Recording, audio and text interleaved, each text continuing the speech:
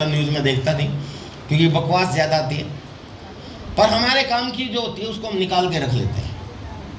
तो नेहरू जी ने किताब लिखी थी डिस्कवरी ऑफ इंडिया, बहुत पुरानी किताब होंगी। तो उसकी लगभग 35 लाख रॉयल्टी अभी ये नेहरू परिवार के क्या है, राहुल वगैरह को मिली थी। 35-36 लाख है ना, कुछ ऐसी। यानी कि काम किया था किसने? नेहरू जी ने। और रॉयल्टी मिल रही है किसको? वो नहीं रहे इस दुनिया में, लेकिन उनकी किताब बिकी तो उसकी रॉयल्टी मिली।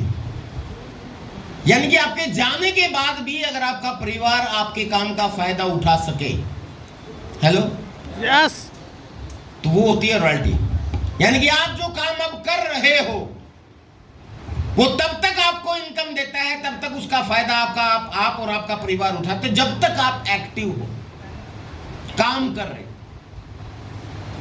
इनकम कमा रहे। देखिए इनकम दो तरह की होती है, जानते हैं आप सभी लोग? यस। आप जितने लोग मैक्सिमम लोग काम कर रहे हैं ना, उसको हम एक्टिव इनकम बोलते हैं। एक्टिव इनकम का क्या मतलब है? जब तक आप एक्टिव रहोगे तब तक इनकम आएगी, जिस दिन इनएक्टिव हुए इनकम खत्म। यही है ना? यस। आप नौकरी पे जाते हो, जब तक नौकरी पे जाते रहोगे इनकम आएगी, नौकरी बंद इनकम बंद। सिकंदर जी, किताब दुकान से कितनी इनकम आती है? आती है। आप कहाँ आती है सर? क्यों? क्योंकि किताब दुकान बंद और इनकम किताब दुकान की बंद। Yes sir no? यस। हाँ जी, आपको वो क्या बोला था आपने, ब्यूटी पार्लर से कितनी इनकम आती है? नहीं आती, क्योंकि बंद तो बंद। तो ये सारी इनकम एक्टिव इनकम है, और आप जो ले रहे हो वो भी एक्टिव इनकम है। खेत में आप जा रहे हो, जब तक काम करोगे फसल आएगी, इनकम आएगी। बंद कर दोगे तो दूब जम जाएगी। दूब ही बोलते हैं ना सर? यस। है ना, अपने आप घास उसी को बोलते हैं ना। हाँ, वो भी बदन खत्म हो जाएगा, खेत भी खराब हो जाएगा। ऐसे ही आपकी दुकान, इसको एक्टिव इनकम बोलते हैं। लेकिन रॉयल्टी जैसी इनकम में पैसिव इनकम मिलती है। पैसिव इनकम का मतलब होता है कि जब आप काम करना बंद भी कर दें, ऐसा काम कर जाओ ताकि आपके काम करने का फायदा आपको बाद में भी मिलता रहे, जब आप काम करने लायक ना रहे। और हम हमेशा काम करने लायक नहीं रहेंगे भाई। यस। बताइए, रहेंगे क्या? नो। मैं भी हमेशा काम करने लायक नहीं रहूंगा। एक समय ऐसा भी आएगा कि मैं बूढ़ा हो जाऊंगा। हेलो, एक समय ऐसा आएगा मैं इस दुनिया से भी चला जाऊंगा। और यही चीज आपके साथ भी होगा कि नहीं होगा? या कोई है ऐसा जो परमानेंट टिकट कटवा के लाया ऊपर वाले से? नहीं ना, सबको जाना है। और इसीलिए इस दुनिया में हम आम आदमी जो हैं, हम जितने भी आम व्यक्ति हैं, इसलिए हम भी सरवाइव करते हैं। हमारे पापा जी ने भी सरवाइव किया, हमारे दादाजी ने भी किया, हमारे परदादा जी ने भी किया। और आने वाले समय में अगर आप बदले नहीं तो आपके बच्चे भी ऐसे ही संघर्ष करते रहेंगे। समझ में यार? यस। इस दुनिया में कुछ लोग हैं, कुछ चंद परसेंटेज, जिसको बोला जाता है, जो सिस्टम बना जाते हैं, सिस्टम उनके लिए काम करता है, वो काम नहीं करते। जैसे अभी पिछले संडे को, आज से एक सप्ताह पहले, मेरी टाटा जमशेदपुर में मीटिंग थी। मैं टाटा जमशेदपुर में सेमिनार हुआ, टाटा जमशेदपुर में मेरा प्रोग्राम था, बहुत शानदार प्रोग्राम रहा। वहाँ मैंने एक क्वेश्चन पूछा वहाँ के लोगों से कि जी अभी जो टाटा जी हैं, JRD टाटा आई थिंक, मैंने कहा कि वो कब आए थे टाटा में, कब आते हैं, कब ड्यूटी करते हैं? तो बोले जी वो तो कभी आते ही नहीं। लेकिन टाटा में जो प्लांट चलता है उसका मुनाफा उनको जाता है कि नहीं जाता है? आता है। हेलो, जमशेद जी टाटा इस दुनिया से चले गए, क्या उनके परिवार को इनकम आनी बंद हुई? नो। क्योंकि उनके पीछे एक नेटवर्क काम करता है, जो नेटवर्क पैसे के दम पे उन्होंने बनाया है। उन्होंने एक प्लांट लगा दिया, उस प्लांट में एक सिस्टम काम करता है, वहाँ पे लोगों का नेटवर्क है, जिसको वो तनख्वाह देते हैं, लोगों को खरीद रखा है, वो अपना समय वहाँ बेचते हैं, और वो चाहे इस दुनिया में रहें चाहे ना रहें। अभी JRD टाटा भी बेचारा लास्ट दिनों में चल रहा है, काफ़ी बुजुर्ग हो गया, मैंने उनका फोटो देखा था टीवी इंटरव्यू के दौरान। वो भी कभी भी जा सकते हैं, लेकिन उनके जाने के बाद उनका प्लांट बंद हो जाएगा क्या? नो। नहीं। लेकिन हमारी दुकान बंद हो सकती है। तो माय डियर फ्रेंड्स, ये है ना बहुत विचारणीय विषय है, ये सोचने का विषय है। और ये चीज जब समझ में आ जाती है ना, उसके बाद हमें इस बिजनेस की महत्वता पता चल जाती है और उसके बाद हम काम करना शुरू कर देते हैं। अदरवाइज हमारी सोच बहुत छोटी रहती है। और बहुत से हमारे सीनियर तो गलत कह रहा हूं, बहुत से हमारे डिस्ट्रीब्यूटर जो आरसीएम में ज्वाइन भी हो जाते हैं, लेकिन उनकी सोच नहीं बन पाती। वो सोचते हैं कि छोटी मोटी इनकम के लिए आरसीएम। नहीं माय डियर फ्रेंड्स, आप गलत जगह आ गए। अगर आप 5, 10, 20, 25, 30, 50, 60 हजार रुपए कमाना चाहते हो ना, तो बेशक आरसीएम छोड़ दो, फिर आप कुछ और काम कर लो, नौकरी कर लो कहीं, वो ज्यादा बढ़िया है। ठेला लगा लो, गोलगप्पे बेच लो, रिक्शा चला लो, वहां से भी अच्छा पैसा कमाया जा सकता है। लेकिन अगर आप चाहते हो अपने पूरे खानदान की दिशा बदलना, आप अपने पूरे परिवार की दशा बदलना चाहते हो, आप पैसिव इनकम चाहते हो, आप रॉयल्टी जैसी इनकम चाहते हो, तो उन लोगों के लिए ये आरसीएम है। और ये चीज मुझे समझ में आई थी, फिर पूंछ में आग लग गई थी। पूंछ में आग लगना समझते हैं? यस। मैं बहुत बार, कई बार स्टेज पे एक कहानी सुनाता हूँ, यहाँ भी बताई होगी, कोई बहुत ज्यादा लंबी नहीं है। एक बार एक चिड़िया और एक चिड़िया आसमान में उड़े जा रहे थे। अचानक उनके बीच से एक रॉकेट गुजरा, और जैसे ही रॉकेट गुजरा, चिड़िया जी ने कोहनी मारी और बोला, पतिदेव ये बताइए कौन सा पक्षी गया? तो पतिदेव अगर आप जैसा होता तो कहता उल्लू की पट्टी तेरे को। समझदार पति था वो, आरसीएम डिस्ट्रीब्यूटर की तरह। उसने कहा कि बेगम साहिबा तुमने दिखाई नहीं दिया, उस पक्षी की पूंछ में आग लगी थी इसलिए वो इतनी तेज से उड़ा, तेरी में लग जाएगी तू भी ऐसे ही जाएगी। है ना? तो सब महत्वपूर्ण बात क्या है कि पूंछ में आग लगी होनी चाहिए, और पूंछ में आग तभी लगेगी जब इसका विजन आपका क्लियर हो जाए। ये शब्द बहुत बार इन स्टेज से आप लोगों ने सुने होंगे, vision, royalty, passive income, time freedom, money freedom, security, ये शब्द तो जरूर सुन लिए, कानों में बहुत बार गए हैं आपके, लेकिन कभी सीरियसली दिल के अंदर नहीं उतारे हैं। ये अगर दिल के अंदर उतर जाए, जहन में अगर घुस जाए, तो फिर पूंछ में आग लगती है, फिर आप रुकते नहीं हो। फिर बारिश आए, आंधी तूफान आए या पसीना आए, हेलो, फिर नहीं रुकोगे। मैंने अपने आप से वादा किया है, मैं चाहूं तो आज भी रुक सकता हूं। आपको क्या लगता है मेरे को इनकम बंद हो जाएगी? No. नहीं, बढ़ेगी।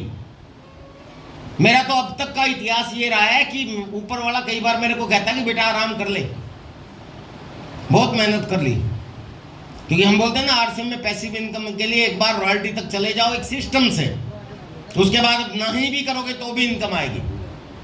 और मेरे को ऊपर वाला कहता है बेटा मजे ले ले, अब तो क्यों बहुत देर होगी तेरे को काम करते हुए, क्योंकि जब भी मैं किसी कारणवश काम छोड़ता हूं, 2-3 बार ऐसा हुआ है, तो भी मेरी इनकम बढ़ जाती है। और जब मैं ज्यादा मेहनत करता हूं मेरे पास इनकम कम आती है। ये मेरे लिए है, आपके लिए नहीं है। हेलो, क्योंकि मैं अपनी मेहनत कर चुका हूं। अब आप सोचोगे सर काम कैसे छोड़ते हो आप? तो मैं देखिए पूरी दुनिया में घूमता हूं, मेरा घूमने फिरने का शौक है। कई बार मैं आउट ऑफ इंडिया चला जाता हूं। मैं 2-3 बार थाईलैंड जा चुका हूं, 3 बार दुबई जा चुका हूं, सिंगापुर, मलेशिया, रशिया, आर्मेनिया और बहुत से देश में, सिंगापुर, दुबई, हर जगह मैं घूम के आता हूं। तो मेरी मर्जी होती है, कई बार मैं घूम जाता हूं। एक बार मेरी पत्नी का एक्सीडेंट हो गया था, उसका घुटना टूट गया, तो उसकी सेवा करने के लिए मुझे 1 महीना उसके पास रहना पड़ा। तब भी मेरी इनकम में 1.25 लाख का जंप आया। एक बार मुझे जॉन्डिस हो गया था, then I was royalty achiever, सिर्फ रॉयल्टी पे था। आज तो मैं स्टार सफायर हूं, रॉयल्टी अचीवर था। ज्यादा इनकम नहीं थी उस समय मेरी, 24,000 के आसपास की इनकम होती थी, 22 से 24,000 की। और सही मायने में मेरे को तभी पूंछ में आग ज्यादा लगी थी, मेरे परिवार को तभी समझ में आया था ये बिजनेस। क्योंकि उस समय मुझे जॉन्डिस हो गया, 6 महीने के लिए मैं बेड पे पड़ गया, क्योंकि उस जमाने में आरसीएम में इतने बढ़िया बढ़िया प्रोडक्ट्स नहीं थे, हेल्थ के प्रोडक्ट नहीं थे। आरसीएम का पहला उद्देश्य स्वास्थ्य रक्षा नहीं था, आरसीएम में सिर्फ कपड़ा था उस समय पे। तो 6 महीने तक कंप्लीट बेड पे रहा, लेकिन उस दौरान भी 22,000 वाली इनकम मेरी बढ़के घटके ऊपर नीचे होती होती हाईएस्ट 32,000 भी आई 6 महीने के अंदर। इस चीज ने मेरे परिवार वालों को समझा दिया कि आरसीएम बहुत बढ़िया चीज है। नहीं तो सच बताऊं, मेरे परिवार वाले और मेरी वाइफ समझने के लिए तैयार नहीं थी। मेरी वाइफ तो कहती थी क्या कपड़े बेचने का काम शुरू कर लिया, आप तो कंप्यूटर इंजीनियर हो, आपके लोग पैर छूते हैं, आप कराटे कोच हो। और मेरे मम्मी पापा भी कहते थे कि लाखों रुपया खर्च करके तेरी पढ़ाई करवाई और एक कंप्यूटर सेंटर तूने खोला हुआ है, अभी सारसिंग के चक्कर में ये दोनों खराब हो जाएंगे तुम्हारे, तुम बहुत बाहर रहने लगे आजकल, जिसके ऊपर तूने 20-25 साल पढ़ाई की है, कम से कम उस धंधे को अपने को संभाल ले। तो आरसिंग को प्रायोरिटी नहीं देते थे। लेकिन जब मेरे को जॉन्ड्रिस हुई ना, ध्यान से समझना सर, इंपॉर्टेंस ऑफ रॉयल्टी बता रहा हूँ। जब मेरे को रॉयल्टी जॉन्ड्रिस हुई, 6 महीने कंप्लीट बेड पे, मेरे कराटे वाले बच्चों ने फीस देना बंद कर दिया मेरा। क्यों? क्योंकि मैं कराटे की क्लास ही नहीं लेता था। मेरा कराटे का सेंटर बंद हो गया। दूसरा मेरा कंप्यूटर का काम था, कंप्यूटर का सेंटर चलाता था, उस सेंटर में भी बच्चों ने आना बंद कर दिया, दूसरे किसी कंप्यूटर सेंटर पे एडमिशन ले लिया, मेरा कंप्यूटर का सेंटर भी बंद हो गया। जब मैं जा ही नहीं रहा कंप्यूटर सेंटर पे तो कौन मेरे को फीस देगा? प्राइवेट काम था मेरा, तो मेरा कराटे भी बंद हो गया और कंप्यूटर भी बंद हो गया, दोनों कामों से इनकम खत्म। लेकिन मजे की बात, उस समय में आरसिम से मेरे को 20,000-22,000 वाली इनकम 32,000 तक पहुंच गई। तो मेरे घर वालों को समझ में आ गया कि हाँ, ये बिजनेस वास्तव में दूसरे काम से ज्यादा इंपॉर्टेंट है। जिस काम में मैंने बहुत से साल लगा दिए कराटे सीखने में, बहुत से लोगों के दांत तोड़े, खुद के भी तुड़वा डाले, और जिस कंप्यूटर को सीखने में मैंने लगभग 18-20 साल की पढ़ाई की, कंप्यूटर इंजीनियरिंग की, लाखों रुपए की फीस दी, दिल्ली में रहा, घर से बाहर रहा, और फिर 2 लाख रुपए का कर्ज लेके कंप्यूटर सेंटर खोला। वो भी किसी काम का नहीं, बीमारी के बाद वो भी खत्म हो गया।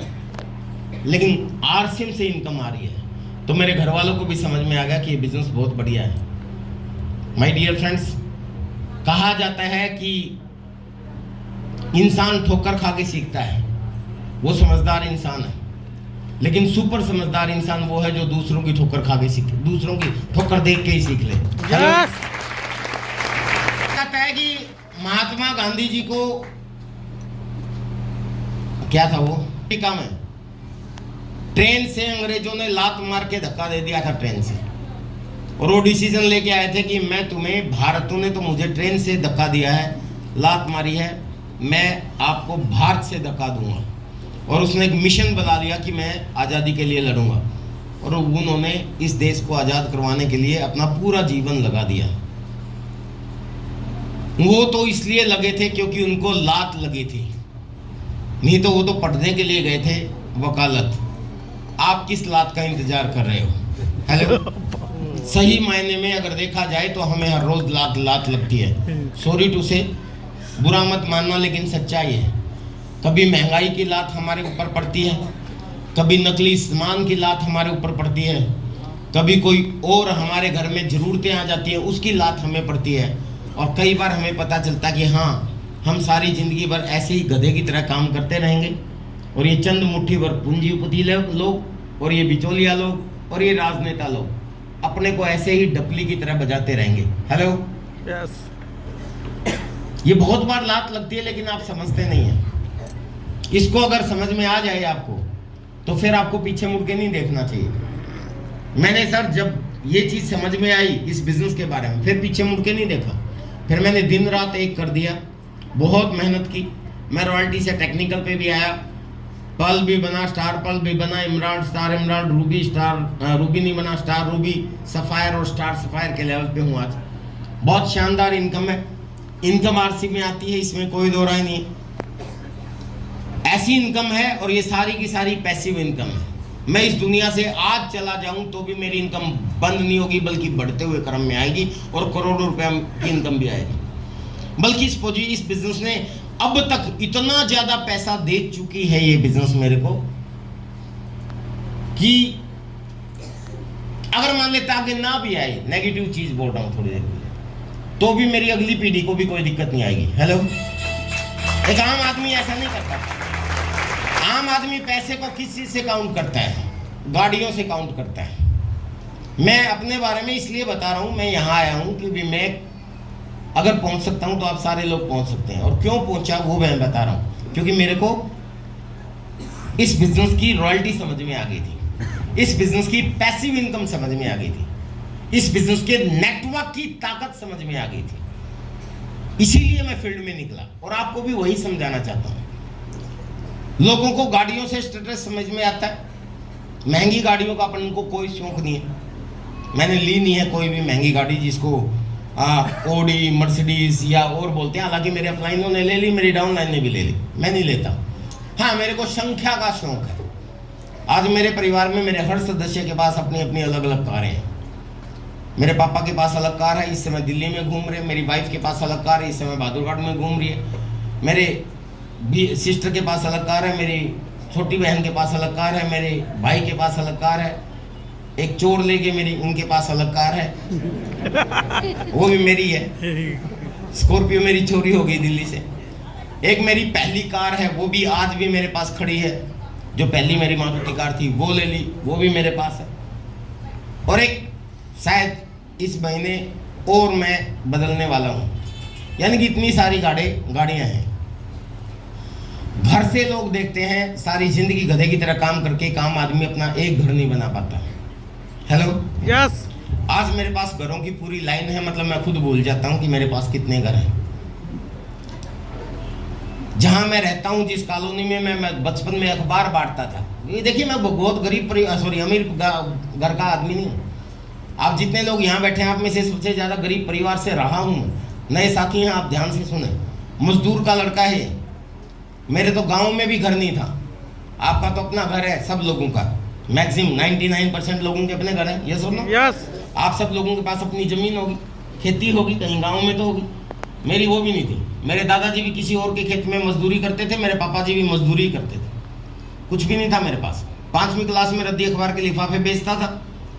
8वीं क्लास में लोगों के घरों में अखबार फेंकने का काम शुरू किया। जिस कॉलोनी में मैं लोगों के घरों में अखबार फेंकता था, उसी कॉलोनी में आज मेरा घर है, उस कॉलोनी के सबसे शानदार घरों में से एक घर।